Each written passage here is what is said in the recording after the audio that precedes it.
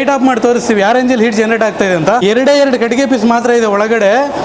ಇದಕ್ಕೇನೆ ಯಾವ ರೇಂಜಲ್ಲಿ ಜನರೇಟ್ ಆಗ್ತಾ ಇದೆ. ಸೋಡಾ ಬೀಮ್ ಮಾಡಲ್ ಅಂತ 1 kg ಕಟ್ಟಿಗೆ ಹಾಕೊಂಡ್ರೆ 1 ಗಂಟೆ ಹೊತ್ತು ಉರಿಯುತ್ತೆ. ನೀರು ಕುದೀತಾ ಇರೋ ರೇಂಜ್ ನೋಡಿ ಸರ್ ಒಂದ್ಸಲ. ನೀರು ಈ ರೇಂಜ್ ಅಲ್ಲಿ ಕುದೀತಾ ಇದೆ ಅಲ್ವಾ, ನೀವು ನೋಡ್ಕೋಬಹುದು.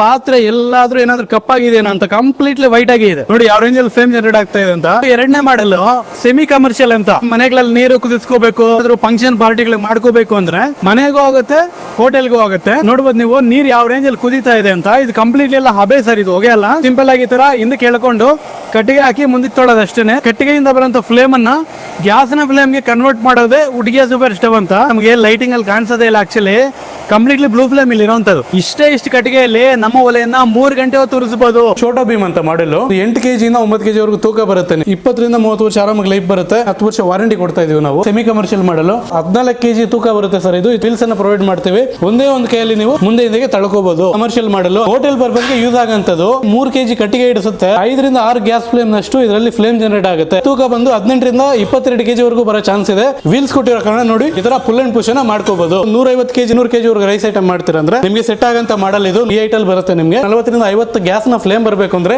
ಈ ಒಲೆ ಪರ್ಫೆಕ್ಟ್ ಆಗಿರುತ್ತೆ ನಿಮಗೆ. ಇದರ ತೂಕ 60 ರಿಂದ 70 kg ವರೆಗೂ ಬರುತ್ತೆ. 2000 ದಿಂದ 3000 ಲೀಟರ್ ವರೆಗೂ ನೀರನ್ನ ಬಿಸಿ ಮಾಡಬಹುದು. ಹಿಂದೆ ಮುಂದೆಗೆ ಎಡಗೈಯಲ್ಲಿ ತಳಬಹುದು. 2800 ರೂಪಾಯಿಂದ ಹಿಡಿದು 40,000 ರೂಪಾಯಿವರೆಗೂ ಮಾಡಲ್ಸ್ ಇದೆ.